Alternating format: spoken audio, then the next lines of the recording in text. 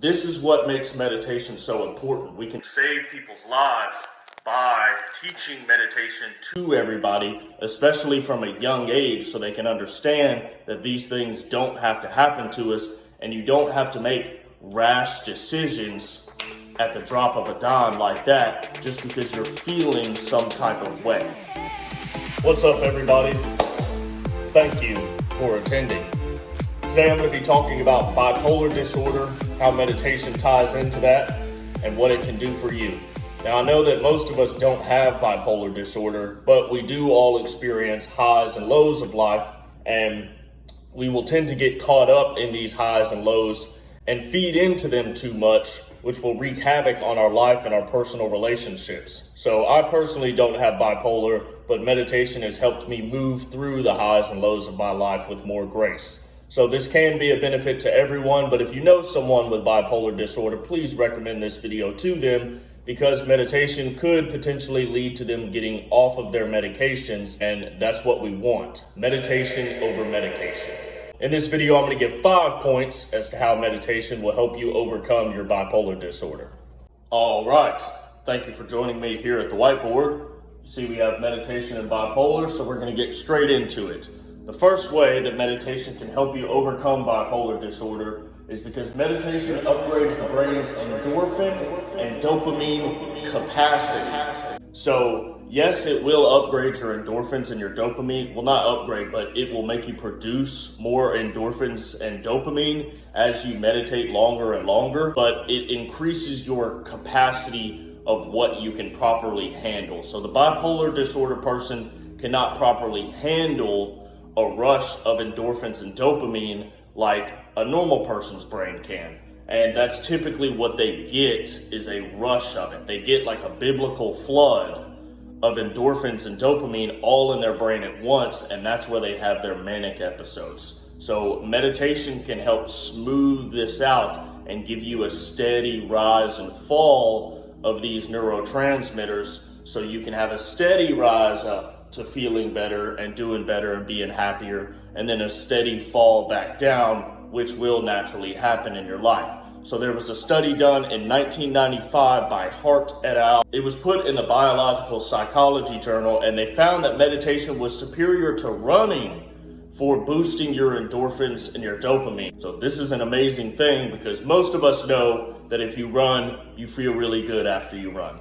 This is something that we all know as well. If anyone that's suffering from mental health issues, we all tell them, oh, go for a run, start exercising, because the mind and body are connected and can't be separated. So they go about fixing their body while their mind is a little bit messed up, and their body helps them fix their mind. But we can attack from both angles, and meditation will do that by strengthening the mind and relaxing the body. Again, this person with bipolar disorder cannot properly process the stimulus of extra endorphins and dopamine. Meditation will help slow the rush of endorphins and dopamine into their brain so that they can begin to process it a little bit better. All right, point number 2 is that meditation strengthens the brain's emotional control center, which is the prefrontal cortex. The prefrontal cortex is very underactive in people who have bipolar disorder. So whatever emotions that they're feeling are passed straight through that prefrontal cortex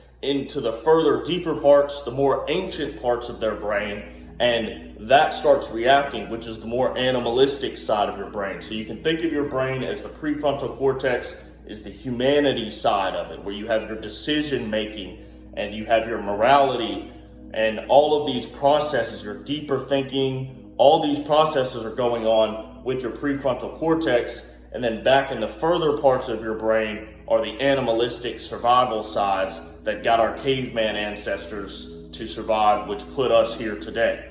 So this is underactive in people with bipolar disorder.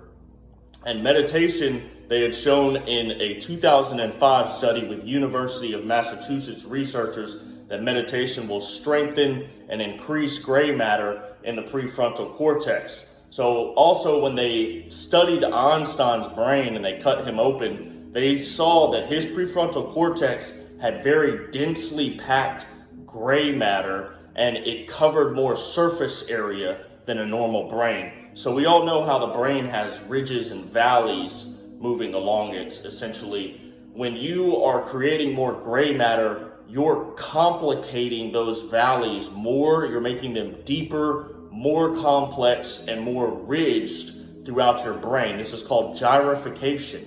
This is that increasing of gray matter. So you don't actually grow the size of your brain. Naturally, you can't because your skull is set to what it is. But you will make those folds deeper, stronger, more complex, which is essentially strengthening your brain. No matter what state the person with bipolar is in, whether they be manic, depressed, or apathetic, that prefrontal cortex is underactive. It's never operating like it should. So this is like a surge protector for our amygdala. We can take some incoming stimuli that would trigger us typically, and the prefrontal cortex can process it and say, no, I'm not going to get triggered by that for X reason, and then it can be thrown out of the brain. But that doesn't happen with someone who has bipolar disorder. It goes straight through that prefrontal cortex into the amygdala. They are now triggered, and their body is now responding emotionally. So their breath is shortened, their muscles are constricted, their veins are constricted, blood is flowing out of their brain and into their body and their organs so they can fight or run. So they're not thinking clearly either. So this is why you would see someone with a bipolar disorder possibly try to kill themselves and then be upset that they did that. They were in some type of stress state. Blood flow was pushed out of their brain, so they're not thinking properly. They're not getting energy, blood, oxygen, all those nutrients to their brain. So it's literally not operating at its full capacity in that moment. This is what makes meditation so important. We can save people's lives by teaching meditation to everybody, especially from a young age, so they can understand that these things don't have to happen to us, and you don't have to make rash decisions at the drop of a dime like that just because you're feeling some type of way.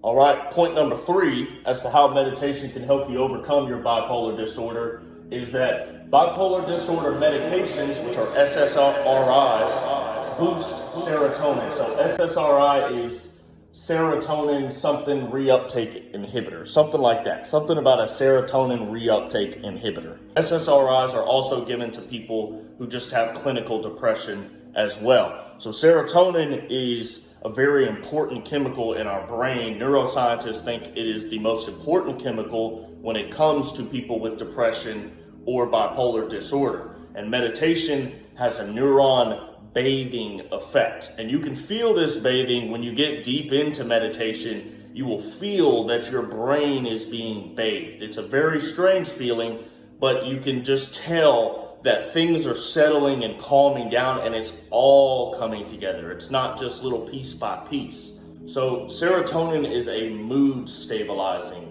neurotransmitter, very important for someone with bipolar disorder. There is a Princeton University neuroscientist named Dr. Barry Jacobs who has said that depression sets in when the brain creates less and less new brain cells. Now, this happens from aging and stress. We can combat both of those with meditation. Now, you're going to age, you're going to get old, and you're going to die, but you will age slower if you meditate. Stress, you can definitely lower that day by day, minute by minute through meditating. So there was a University of Montreal research team that showed that meditation would boost your serotonin to healthy, natural, normal levels. So this is something that quite literally the medication, like I said, meditation over medication, quite literally what they're targeting with the medication that these psychiatrists will give someone who has bipolar or depression, you can target that directly through meditation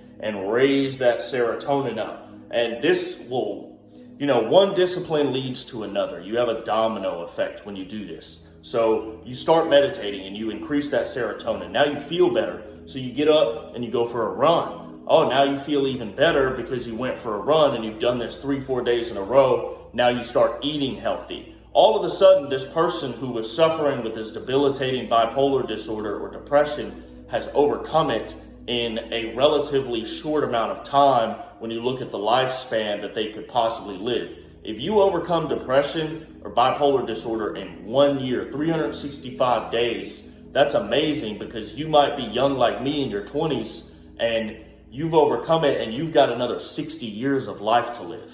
All right, point number 4 is that meditation cools and quiets the brain's amygdala. So I touched on this briefly when I was talking about the prefrontal cortex. So the amygdala is your fear center. It's a very primitive part of your brain. It's that fight or flight. It's that when your ancestor had that spear in their hand and a saber-toothed tiger came up to them, they decided very quickly, through extreme amount of stress, they got hit with adrenaline, cortisol, everything, noradrenaline, so they could take that spear and spear that tiger, or they could run from it, whichever one they needed to do. Now, living in the modern world, we don't need that amygdala to be very active, but it is because we're all too stressed out. That person cuts you off in traffic and you almost got into an accident on your way to work, which you were running late to work. So now you're angry because you hit that red light.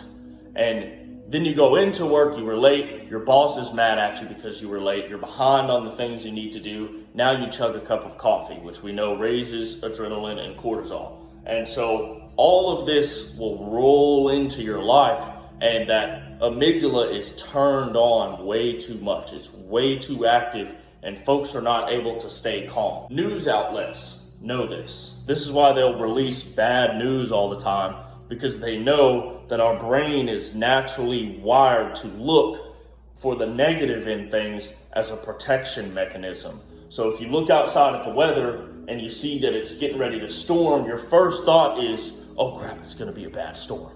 And it's just to protect yourself. So they know that, and they'll play on that. And that's, again, people will sit, drink a cup of coffee, watch the news, come into work angry about what they saw on the news.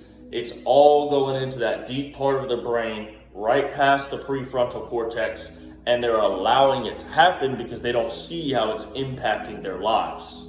Because of the great things that meditation can do, a neuroscientist named Dr. Sarah Lazar studied folks that went through an 8-week mindfulness meditation course. 2 simple months of mindfulness meditation, and she found that their amygdala were far less active, so there's less electrical activity and thoughts going into the amygdala, but the amygdala actually shrank. It was smaller. It was like the rest of their brain, because it was growing, was squeezing down on that amygdala. And the 5th and final point for this is that meditation balances the brain. So I've touched on this briefly in my creativity videos, and I'm going to bring a lot of concepts in together into this one point right here to make it make sense. So your brain has 2 hemispheres, left hemisphere, right hemisphere. Think of a walnut. There's 2 sides of it.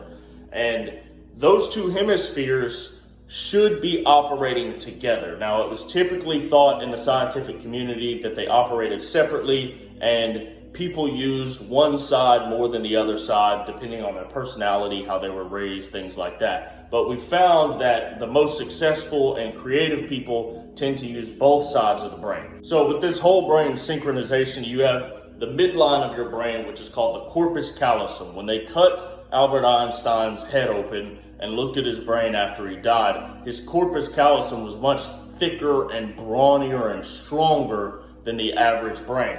We need these connections moving back and forth in a clear way. Serotonin helps with that. It is a relay transmitter. So you will stimulate neurogenesis, which will create new neural pathways. So through meditation, maybe you get a neural pathway from your right side to your left side that's new, and then a few from your left side to your right side that's new. So you're creating those neural pathways so they can communicate, and then serotonin is like the lubricant, so they can communicate easier with those neural pathways after they've already been built. So serotonin is your lubricant, neurogenesis is creating the pathway. We need both of these together to operate properly and as efficiently as possible. Also going to attach a photo of a brain becoming synchronized after 25 minutes of mindfulness meditation. And so then you can have a visual representation of what it looks like as the activity in the brain becomes synchronized and the whole brain begins operating as it should be operating. Those are the 5 points as to how meditation can help you with bipolar disorder. Whether you actually have it or not, meditation will help cool your emotions and help you move through them a little bit smoother in your life, no matter the situation. So I hope you found value in this video. If you do know someone who is taking medications like SSRIs for bipolar disorder, maybe they're not taking medications, but they're all over the place and they're messing up their lives and hurting the people around them, please recommend this video to them. Get them on a meditation regimen. Let's not even call it a regimen. Get them on a meditation practice daily. 5 minutes is better than 0. 20 minutes is better than 5. Do what you can. First thing in the morning is the best, but if you can't do that, do it at night before you go to sleep. So if you found value in this video, maybe it made you think of something in a way that you never thought of before, hit that like button. Let me know what you liked down in the comments. I will also link my email in the description so you can email me to speak further about this if you want. And remember, meditation over medication.